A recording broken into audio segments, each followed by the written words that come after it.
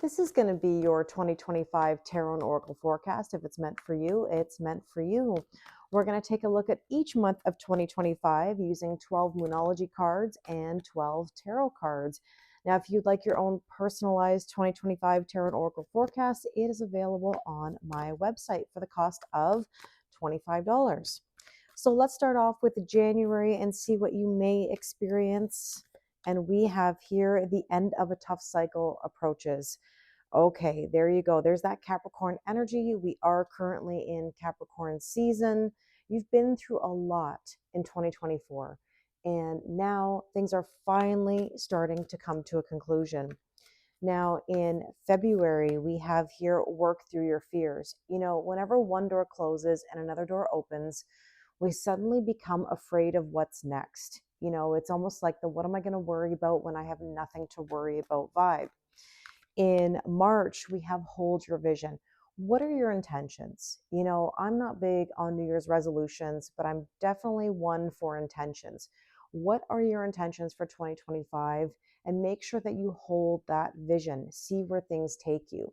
Now, let's take a look at April, and we have you are good enough. You are deserving. You deserve the best of the best of the best. Hold your vision again to your intentions or goals. Now, in May, we have what do you need to release? So, what do you need to let go of? What's something that you've been holding on to? What would finally put an end to the cycle that seems like it's been never ending? Now, in June, we have here expect powerful change. And I love this. Change can be a good thing, it can be exciting. So, let's take a look at July, a time for healing. So, depending on where you live in the world, July being the summertime for me here, I would say this is spending time outside. This is about doing the things that make you feel good. And here we go. In August, don't let pride get in your way. Now, August is Leo season. It wouldn't necessarily be a full moon in Leo, it would actually be a full moon in Aquarius. But I do have a feeling that the full moon in Aquarius will be significant. I do think that the summer months on this side of the world ultimately will be the opposite if you live on the other side of the world. Not that it really matters what the season is, but I would just say to you, don't be stubborn about your healing. Don't get in your own way. I know change can be a bit scary, but like I said, it should be exciting. Now let's take a look at September, and we have a win-win outcome is forecast. Everything is going to be okay. Now, interestingly enough, the second half of September, or near the end of September, I should say more so, is the start of Libra season. So that may be significant for you. Now, in October, we have meditate and contemplate. Okay, so you're going to have a lot to think about, but I don't want you living in your headspace. You can visit there, just don't live there. And in November, we have here emotions are running high. So by the end of the year, and I can't believe I'm already thinking about the end of 2025, emotions will be running high.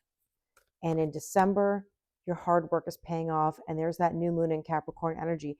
Isn't it funny that we started off with Capricorn energy, which is right now, and when we get to the end of 2025, we will be in Capricorn season again, and that will be the new moon in Capricorn. Now, I don't know where that is on the calendar, like what specific date. You might want to look that up, but I have a feeling that that could be significant as well. Okay, let's go back. Let me just adjust my cards here. Sometimes I'm never sure what space I actually have. Okay, so let's take a look at January.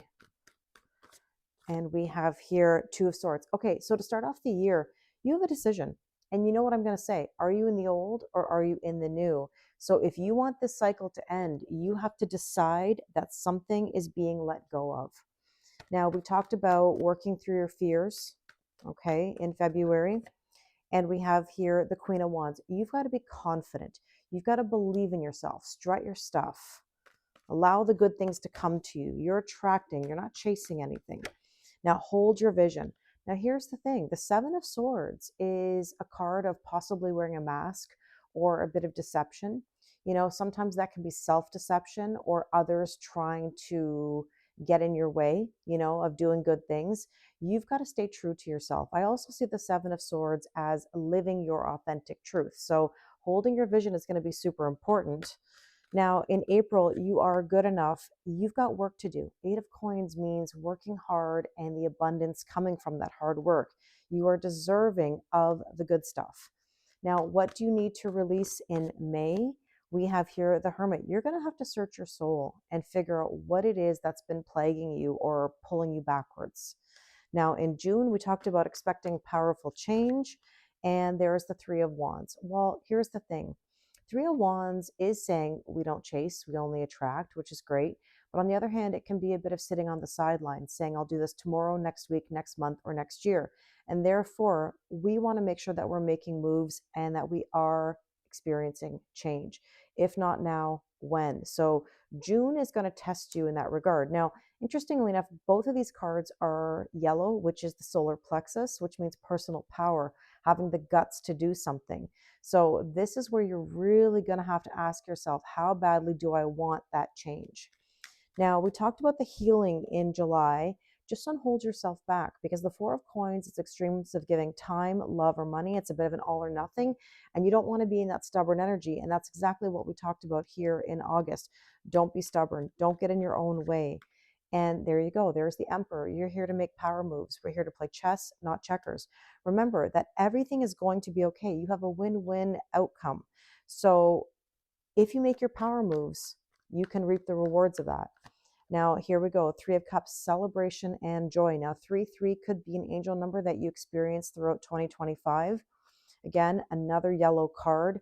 Now, obviously, we have all different colors of the chakras here, but in this area here, we're really seeing how you've got to have the guts. You've got to communicate from your heart and obviously your speech. Like, you have to mean what you say. Now, let's take a look at October, meditate and contemplate. Yeah, you might have a bit of a tower moment, and that's okay, because change means we shake things up a little bit. If you're getting into your head too much and you're worried and all these emotions are getting the best of you, this is where you get the tower moment that forces you to make the moves you need to make. Now, there you go, the High Priestess. You are going to get signs and synchronicities around November that will test you. This is totally common, okay?